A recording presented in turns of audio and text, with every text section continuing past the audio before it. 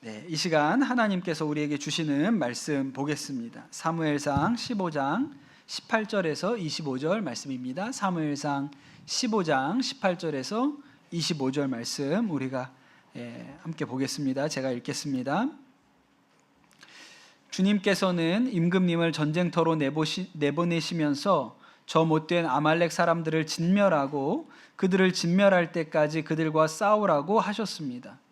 그런데 어찌하여 주님께 순종하지 아니하고 약탈하는 데만 마음을 쏟으면서 주님께서 보시는 앞에서 악한 일을 하셨습니까? 사울이 사무엘에게 대답하였다. 나는 주님께 순종하였습니다. 주님께서 보내시는 대로 전쟁터로 나갔고 아말렉 왕 아각도 잡아왔고 아말렉 사람도 진멸하였습니다. 다만 우리 군인들이 전리품 가운데서 양떼와 소떼는 죽이지 않고 길갈로 끌어왔습니다. 그러나 그것은 예언자께서 섬기시는 주 하나님께 제물로 바치려고 진멸할 짐승들 가운데 가장 좋은 것으로 골라온 것입니다. 사무엘이 나무랐다. 주님께서 어느 것을 더 좋아하시겠습니까? 주님의 말씀에 순종하는 것이겠습니까? 아니면 번제나 화목제를 드리는 것이겠습니까? 잘 들으십시오. 순종이 제사보다 낫고 말씀을 따르는 것이 수량의 기름보다 낫습니다. 거역하는 것은 점을 치는 죄와 같고 고집을 부리는 것은 우상을 섬기는 죄와 같습니다.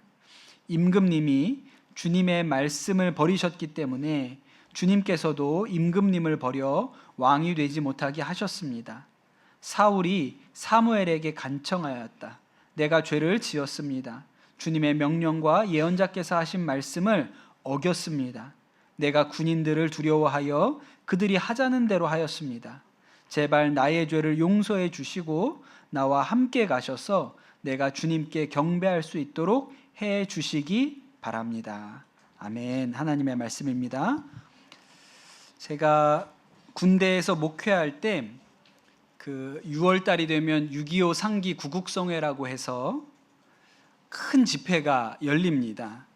오산리 최자실 금식기도원에서 육해공군 해병대 장병들 거의 10,000명이 모여가지고 예배를 드리거든요. 아마 요 근래 그렇게 청년들이 많이 모이는 집회가 많지 않을 거예요. 2박 3일 동안 모여서 먹고 자고 하면서 이렇게 예배를 드립니다. 아주 큰 집회고 올해도 있었는데 우리 교회에 지금 군대 가 있는 우리 형제가 거기 가가지고 저한테 전화했어요. 제 생각난다고. 그러면서 그런 일도 있었습니다.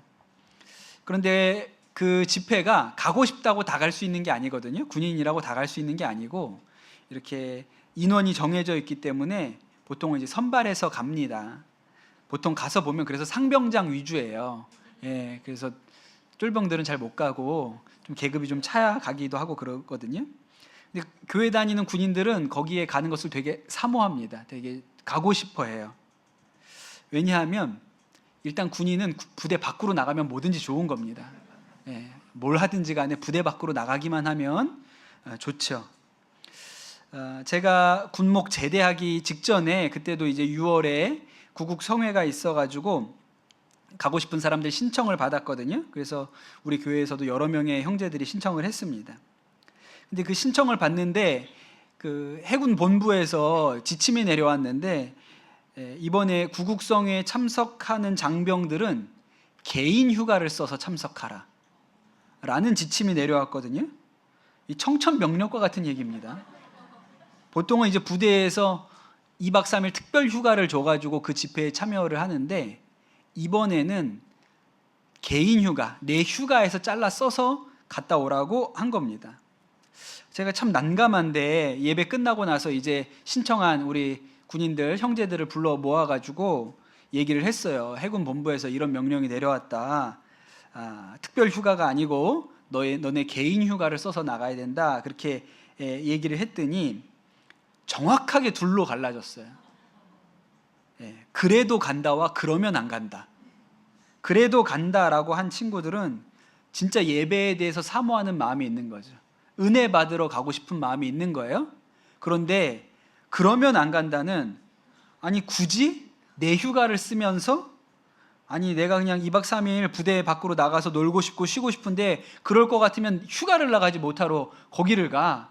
그런 친구들은 딱 반으로 갈라졌습니다. 그래서 절반만, 그 처음에 신청했던 인원의 절반만 가기에 된 거예요. 근데 참 귀하잖아요. 그래도 가겠다. 내 휴가를 써서라도 은혜 받는 자리를 가겠다고 한 우리 병사들이 얼마나 귀해요. 그래서 제가 좀 고민을 하다가 어차피 전역이 한 달도 안 남았기 때문에 저희 사령관님한테 결제를 올릴 때 다 특별 효과로 그냥 올려버렸습니다. 근데 우리 사령관님이 잘 안 보시고 그냥 결제해 버리셨어요. 그래가지고 다 특별 휴가로, 우리 부대, 우리 군인들만 특별 휴가로 갔다 왔거든요. 그래서 그러면 안 간다 했던 애들이 땅을 치며 후회를 한 일이 있죠. 여러분, 하나님이 양과 염소로 나누는 때가 있습니다. 어느 때에 가면 우리가 진짜 믿는지 아닌지가 드러나는 때가 있어요. 감리교회 창시자인 존 웨슬레 목사님의 아주 유명한 설교 중에 The Almost Christian이라는 설교가 있습니다. 우리 청소년들 누가 해석 좀 해볼까요? The Almost Christian 뭐라고 번역하면 됩니까? 오, 훌륭해요. 아주 훌륭합니다. 옛날에는 이거를 저희 신학교 다닐 때는 명목상의 그리스도인이라고 번역을 했거든요. 근데 이게 잘 느낌이 안 와요. 근데 우리 설이가 지금 거의 그리스도인이라고 말했는데, 해리가 거의 그리스도인이라고 그랬거든요. 근데 맞죠? 그 느낌이 맞는 거예요. 그리스도인인데 거의 그리스도인이에요. 그리스도인이 아닌 거죠. 존 웨슬리가 원래 신앙생활을 잘했습니다. 뭐 어려서부터 예배 빠지는 일 없었고, 그가 케임브리지 대학교에 가서는 뭐 홀리클럽이라고 만들어서 아주 정확한 시간에 늘 기도하고 말씀 읽고 이렇게 신앙생활 했거든요. 그런데 나중에 가서야 그가 예수님을 만나죠. 목사 안수 받고 선교사로 나갔다가 돌아와서야 인격적으로 예수님을 만나고 거듭남의 체험을 하거든요. 그리고 보니까 그 전에 교회도 나가고 예배도 드렸지만 나는 almost 크리스천이었어. 거의 그리스도인이었지. 진짜 그리스도인은 아니었다고 이야기하는 것입니다. 그런데 여러분, 오늘 말씀에 나오는 사울이 그렇거든요. 사울이 almost예요. 거의예요, 거의. 저는 사울이 가짜다 이렇게 말하고 싶지는 않습니다. 사울을 생각하면 마음 가운데 연민이 있어요. 안타까운 마음이 있거든요. 사무엘상 15장에 보면 하나님께서 사무엘에게 사울을 왕으로 세운 것이 후회된다, 그런 얘기를 하시니까 사무엘이 그 말씀을 듣고 밤새도록 하나님 앞에 괴로운 마음으로 울부짖었다 그랬어요. 너무 안타까운 거예요. 사무엘이 봐도 이 사울이 너무 안타까워요. 그런데 여러분, 그 모습이 또한 우리의 모습이기도 합니다. 성경을 보면 하나님하고 완전히 반대편에 서 있는 인물들이 있거든요. 예를 들어서 이집트의 바로왕은 하나님의 완전히 반대편이에요. 그래서 모세가 하나님께서 이 백성을 이제 나가라고 하십니다. 허락해 주십시오. 그렇게 얘기했더니 바로가 콧방귀를 뀌면서 하나님이 누군데 내가 들어본 적도 없다. 그런 신이 있다는 얘기는 들어본 적도 없다. 그러거든요. 그리고 오죽하면 10가지 재앙으로 두들겨 맞으면서도 고집을 피우잖아요. 결국은 10번째 재앙 때문에 이스라엘 백성을 나가게 해줬는데, 그리고도 분이 안 풀리니까 군인들을 데리고 쫓아가다가 홍해에 다 빠져 죽지요. 우리가 이런 일을 보면 아유, 바로 불쌍하다 이렇게 생각하지 않고 사필 귀정이다 이렇게 생각을 합니다.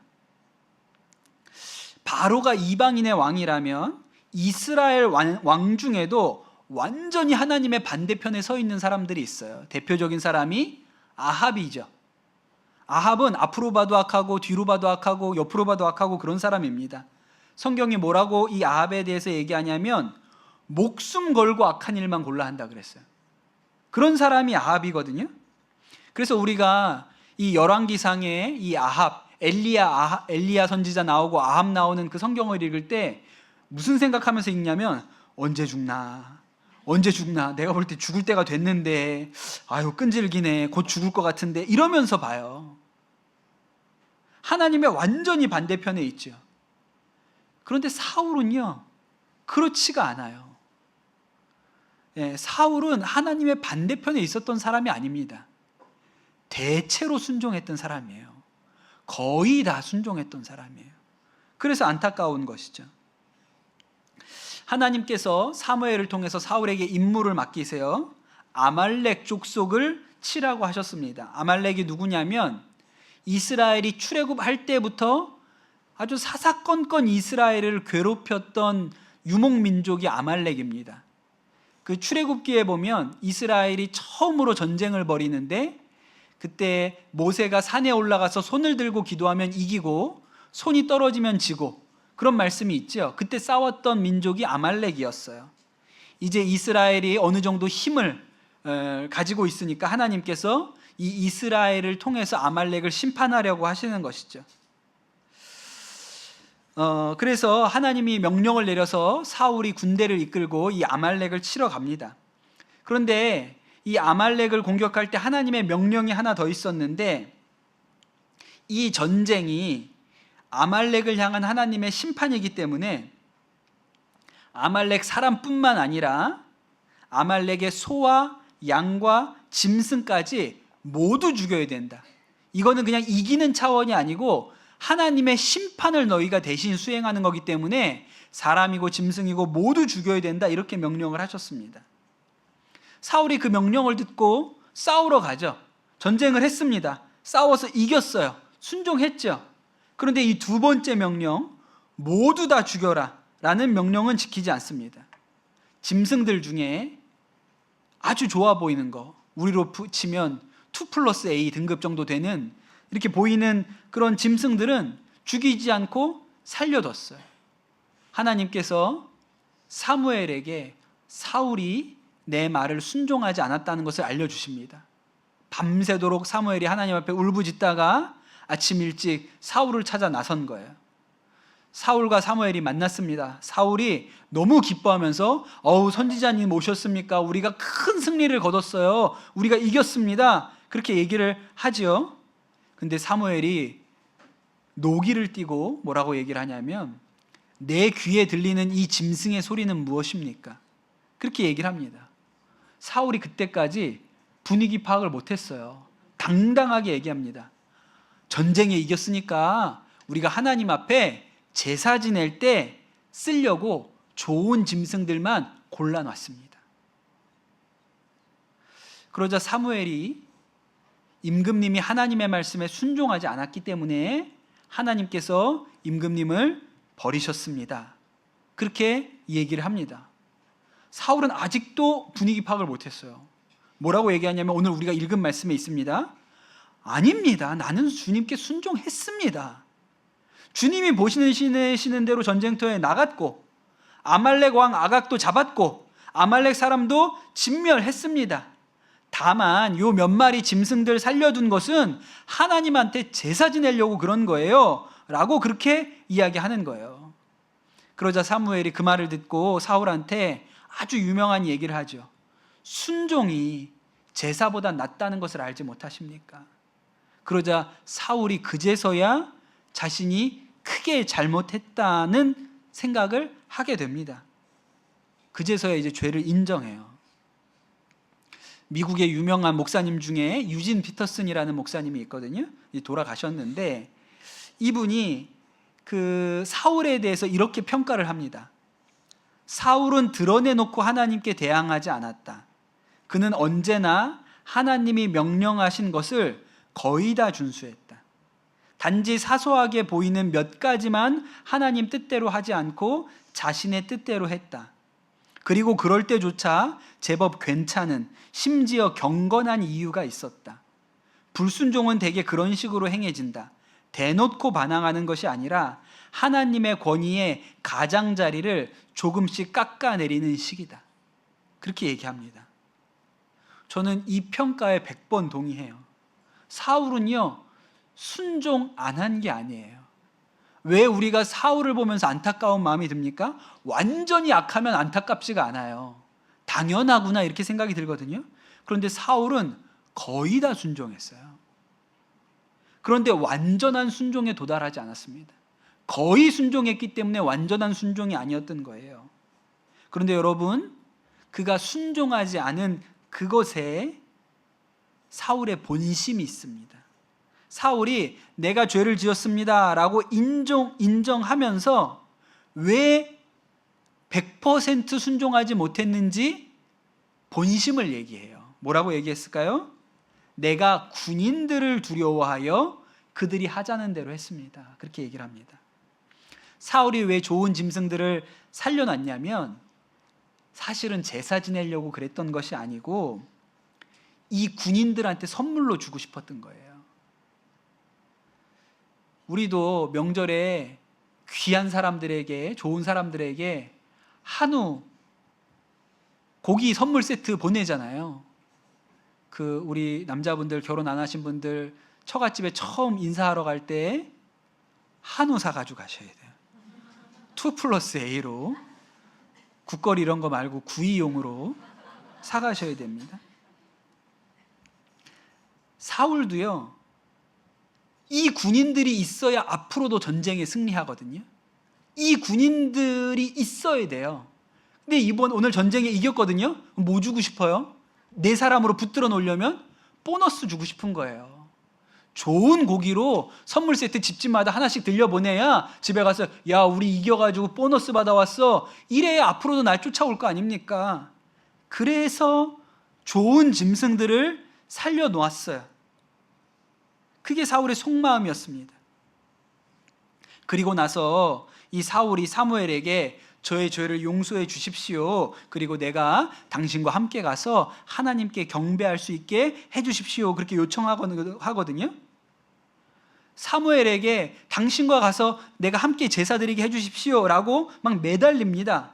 그런데 그것도 사실은 용서받고 싶어서 그런 게 아니에요. 30절 말씀해 보면 이렇게 나옵니다. 사울이 간청하였다. 내가 죄를 지었습니다. 그러나 나의 백성 이스라엘과 백성의 장로들 앞에서 제발 나의 체면을 세워주시기 바랍니다. 나와 함께 가셔서 내가 예언자께서 섬기시는 주 하나님께 경배할 수 있도록 해주십시오. 왜 예배 드리려고 해요? 내가 체면이 있지. 오늘 전쟁에서 이겼는데 내가 내 군인들 앞에서 선지자님이 나한테 화내고 그냥 돌아가 버리시는 것을 저 사람들한테 보여주면 어떡합니까? 내 체면도 한번 생겨주십시오. 그래서 사울이 완전한 순종을 하지 못하고 거의 순종한 거예요. 99% 순종을 했습니다. 거의 순종했지요. 그런데 딱 한 가지가 순종이 안 돼요. 1%가 모자랍니다. 그런데 여러분, 우리가 알아야 하는 것은 그 1%가 나의 주인이라는 것을 알아야 돼요. 사울이 거의 순종했습니다. 하나님 말씀을 들은 것 같죠. 그런데 결정적일 때 사울을 움직이는 것은 하나님이 아니에요. 사람들의 눈, 사람들의 평판, 사람들의 칭찬이 사울을 움직여요. 사울을 보십시오. 가장 결정적인 순간에는 사람들을 따라 움직입니다. 블레셋과 전쟁에 나갔을 때는 사람들이 떠나가는 것 때문에 겁이 나서 사무엘을 기다리지 못하고 제사를 지냈고, 아말렉과의 전쟁에서는 군인들한테 잘 보이고 싶어서 하나님의 명령을 지키지 않습니다. 그러면 사울의 주인은 하나님이 아닌 거예요. 사람들의 평가, 사람들의 시선이 사울의 주인입니다. 그래서 여러분, 거의 순종했다는 말은 주인이 따로 있다는 말이에요. 예수님께서 이런 상황을 아주 명확하게 우리한테 설명을 해주시는데, 부자 청년이 예수님을 찾아왔습니다. 그리고 이 부자 청년이 예수님한테 물어봐요. 선생님, 어떻게 해야 영생을 얻겠습니까? 그렇게 물어보거든요. 여러분, 이런 청년은 거의 없어요. 남잔데 부자예요. 그런데 젊어요. 그러면 뭐에 관심이 있을까요? 예수님, 제가 차를 바꾸는데 벤츠로 바꿀까요? 테슬라로 바꿀까요? 아무래도 전기차가 대세겠죠? 이런 거 물어보면 그렇구나, 보통 청년이구나, 이렇게 생각합니다. 그런데 이 젊은 부자인 청년이 예수님한테 와서 영생을 어떻게 얻냐고 물어봐요. 놀라운 거죠. 예수님께서 이 청년을 향해서 살인하지 말라, 간음하지 말라, 도둑질하지 말라, 거짓 증언하지 말라, 내 부모를 공경하라, 내 이웃을 내 몸과 같이 사랑하라, 그렇게 얘기를 하셨는데 이 청년이 뭐라고 대답하냐면 그것들은 제가 어려서부터 이미 다 지켰습니다. 그렇게 얘기해요. 존 웨슬리인 거예요. almost 크리스천이에요. 거의 그리스도인이에요. 외면적으로 보면 하나님의 명령을 거의 다 준수하는 사람입니다. 그래서 예수님께서도 이 청년이 이렇게 대답하는 것을 듣고 사랑스럽게 여기셨다고 성경에 나와요. 그런데 예수님께서 이 청년에게 그런데 너한테 한 가지가 부족한 것 같다, 그렇게 얘기를 하셨습니다. 그리고 나서 내 가진 것을 다 팔아서 가난한 사람들한테 나눠줘라. 그러면 네가 하늘 보화를 차지할 것이다. 그리고 나서 나를 따라와라. 그렇게 얘기를 하시거든요. 성경에 뭐라고 나오냐면 이 청년이 그 얘기를 듣고 심히 근심하다가 예수님을 떠나갔다고 나옵니다. 여러분, 이 청년이 이 말씀 듣기 전까지 나는 내 인생의 주인이 하나님이라고 생각했어요. 나는 하나님 말씀대로 사는 사람이라고 생각했어요. 거의 순종했단 말입니다. 그런데 이 한 가지 예수님의 말씀이 그의 진짜 주인이 누구인지를 드러냈어요. 이 부자 청년의 주인이 누굽니까? 돈이에요. 재물이에요. 결정적인 순간에는 돈 때문에 움직입니다. 그러니 진짜 주인은 돈인 것이죠. 거의 순종했는데 한 가지 순종하지 못해요. 그 한 가지가 내 주인입니다. 포기하지 못하는 그 한 가지가 내 주인이에요. 그러니까 사울이 왕이 될 수가 없는 거예요. 왜냐하면 사울 왕의 주인은 하나님이 아닙니다. 사람의 평가, 사람의 이목이 그의 주인이에요. 그러면 어떻게 이 나라를 하나님의 뜻대로 다스려요? 주인의 뜻대로 다스리죠. 그런데 주인이 하나님이면 하나님의 뜻대로 다스리겠지만 주인이 백성이면 백성의 뜻대로 다스리겠죠. 그러니 하나님께서 사울을 계속 왕으로 세워놓으실 수가 없는 것입니다. 어떤 권사님 이야기입니다.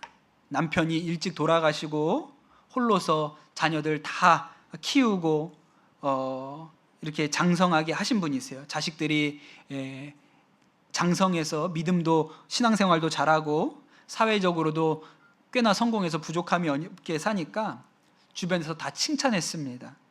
야, 자식들 너무 잘 키우셨다고 칭찬 받을 때마다 이 권사님 하신 얘기가 아이고 제가 뭐 한 게 있나요? 저는 그냥 남편 떠나고 나서 막막하니까 기도만 했습니다. 그냥 애들이 잘 자라준 거죠. 다 하나님의 은혜입니다. 이렇게 말씀하시는 권사님이 계셨어요. 그런데 그 권사님의 자녀들 중에서도 특별히 막내는 의사가 됐는데 그 의사된 막내 아들 생각하면 그렇게 자랑스러웠습니다. 그런데 어느 날 이 막내 아들이 어머니를 찾아와서 하는 이야기가 어머니 제가 기도하는 가운데 하나님이 저를 선교사로 보내시는 마음을 제가 받았습니다. 제가 여기서 뭐 의사 노릇하면서 잘 먹고 잘 살았는데 하나님이 저를 이제는 저 가난한 나라의 어려운 사람들을 위해서 가라고 하시는 것 같아요. 어머니가 그 말을 듣고 마음이 철렁 내려앉았어요. 그러면서 아들에게 잘 생각해보라. 기도해보라. 한국에 있어도 주님 기뻐하시는 일 할 수 있는 게 많다. 교회 잘 섬기면서 할 수 있는 주의 일이 많다. 때마다 단기 선교 그렇게 다녀오면 되지 않겠냐. 잘 기도해보라. 그렇게 이야기를 하셨다는 거예요. 그리고 아들이 돌아갔는데 얼마나 속이 상하고 괴로운지 잠이 안 오더라는 거예요. 하나님한테 너무너무 섭섭했습니다. 남편도 데려가시더니 이제 아들도 빼앗아 가시려고 하시는구나. 하나님도 싫고 교회도 싫고 다 싫었다는 거예요. 그날 거의 잠을 못 주무시고 그런데 늘 새벽이면 기도하러 나가시는 분이라 나가기 싫은데 그래도 나가야지. 그래서 새벽에 나가서 하나님 앞에 기도도 잘 안 되는데 기도를 하겠다고 나가서 앉아 계시는데 하나님이 이 권사님한테 그러셨다는 거예요. 나는 너의 죄를 위해서 내 아들을 십자가에 매달아 죽이기까지 했는데 너는 네 아들이 선교사 나가는 게 그렇게 못마땅하냐. 그래서 깜짝 놀라셨다 그랬어요. 그러면서 깨달은 게 내 1%가 내 아들이구나. 내 1%가 내 자식이구나. 그 포기하고 싶지 않은 내 1%, 그게 내 주인인데 내 자식이 내 주인 노릇하면서 살았구나. 그렇게 마음 가운데 깨달으셨다는 이야기입니다. 하나님께서 아브라함에게 100세에 얻은 아들 이삭을 모리아산으로 가서 번제물로 바치라고 하시잖아요. 왜 그러셨을까요? 여러분, 마지막 1%가 해결되었는지를 확인하고 싶으신 거예요. 아브라함을 믿음의 조상으로 택하셨거든요. 아브라함이 이제 아브라함을 통해서 복의 근원이 되고 흘러가야 됩니다. 그런데 여러분, 아브라함이 거의 순종하는 사람이면 어떻게 해요? 거의 그리스도인이면 어떻게 해요? 그러면 하나님이 주인이 아닌 건데. 그래서 하나님께서 아브라함의 마지막 1%가 해결되었는지를 확인하려고 너 이삭 모리아산으로 데려가서 바쳐. 그렇게 얘기를 하신 것이죠. 근데 아브라함이 그걸 통과했어요. 아브라함이 하나님이 내 주인이시라는 것, 그것을 증명해냈습니다. 그래서 그가 복의 근원이 된 것이죠. 여러분, 사람마다 1%가 다릅니다. 나는 다른 것은 다 괜찮은데 회사 끝나고 가끔씩 집에 와서 텔레비전 보면서 마시는 맥주 한 잔은 난 그건 포기 못해. 이게 내 유일한 기쁨이야. 그 맥주가 당신 주인이에요. 다른 것은 다 괜찮은데 난 11조는 너무 부담돼. 그냥 지금은 좀 어려우니까 좀 형편 더 나아지면 그때는 모르겠는데 지금은 도저히 못하겠어. 재물이 내 주인이에요. 제가 예전에 청년들 모아서 제자훈련을 한 적이 있는데, 남자 청년들 모아서 제자훈련을 한 적이 있는데, 그때도 내가 순종하지 못하는 1%가 뭐가 있냐 우리 나눠보자 얘기했는데, 그때 한 청년이 이렇게 대답을 했습니다. 목사님, 결혼은 내가 좋아하는 여자랑 하고 싶습니다. 그러면서 눈물을 뚝뚝 흘리는 거예요. 그래서 제가 물어봤어요. 왜 하나님이 정해주신 여자랑 결혼하면 못생긴 여자랑 살 것 같아서 그러는 거야? 근데 이 친구가 눈물을 뚝뚝 흘리다가 그것마저 하나님한테 맡기겠습니다. 예쁜 여자랑 결혼해서 살아요. 예쁜 여자랑 결혼해서. 여러분, 그 1%가 해결되지 않으면 내가 주인인 거예요. 하나님이 주인이 아니죠. 내가 주인인 거예요. 사랑하는 성도 여러분, 바라기는 우리 강남 선화목자교회 모든 교우들이 거의 순종이 아니라 완전한 순종으로 나아가게 되시기를 축복합니다. 부자 청년이 재산을 지킨 것 같잖아요. 그런데 예수님이 이렇게 얘기하셨어요. 그걸 가난한 사람들한테 나눠주면 하늘의 보화가 너에게 임할 거라 그랬어요. 그러니 그는 재산을 지킨 게 아니고 하늘 보화를 놓친 것입니다. 하나님께서 사울에게도 마지막까지 기회를 주고 싶으셨어요.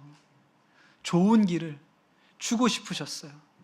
그런데 그가 그 1%를 넘지 못하여, 거의 다 순종하고 1%를 넘지 못하여 이제 점점 망하는 길로 가게 되는 것을 봅니다. 사랑하는 성도 여러분, 완전한 순종, 거의 순종이 아니라 완전한 순종, 올모스트 크리스천이 아니라 완전한 그리스도인이 되시기를 예수님의 이름으로 축복합니다. 우리 주신 말씀 붙들고 기도하겠습니다. 하나님, 혹시 우리가 아직 놓지 못하는 1%가 있습니까? 순종하고 싶지 않은 1%가 있습니까? 하나님, 우리가 하나님의 말씀 앞에 꺾이게 하여 주십시오. 그 1%가 꺾이게 하여 주옵소서. 아브라함이 이삭을 데리고 모리아 산으로 갔던 것처럼 마지막 1%가 꺾여 하나님의 복의 통로로 하늘 보아가 있는 자리 가운데로 나아가게 하여 주시옵소서. 이 시간 우리 합심해서 기도하겠습니다. 기도합시다. 하나님, 사울을 보면서 안타까운 심정을 가집니다. 그가 거의 하나님의 말씀에 순종하였는데 마지막 한 가지를 넘어서지 못하여 그가 하나님 앞에 쓰임받지 못하는 안타까운 모습을 우리가 말씀을 통하여 봅니다. 하나님, 이것이 우리의 모습은 아닌지 우리가 깨닫게 하여 주시옵소서. 우리가 온전히 우리 아버지 되시는 하나님, 우리에게 가장 좋은 길을 주시는 하나님을 우리의 아버지로 믿고 주인으로 모시고 따라가게 하여 주시옵소서. 내가 놓지 못하는 마지막 한 가지 때문에 하나님에게서 떠나가는 불쌍한 인생 살지 아니하게 도와주시고, 하나님 그 한 가지가 꺾여서 복의 근원이 되고 통로가 되는 그러한 아름답고 복된 인생을 살게 하여 주시옵소서. 감사합니다. 모든 말씀 예수 그리스도의 이름으로 기도드립니다. 아멘.